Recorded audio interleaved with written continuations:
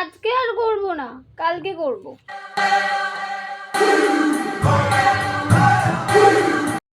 এই মানু, একটু তাড়াতাড়ি ব্যাংকে যা তো, এক্ষুনি দরকার আছে, যা। ব্যাংকে? মা কালকে যাই, কালকে আমি ভুরুটা ফ্লাপ করব, আজকে আমার ভালো লাগছে না।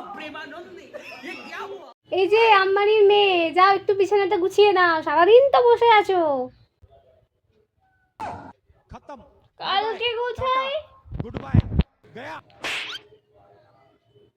কালকে করে দিই।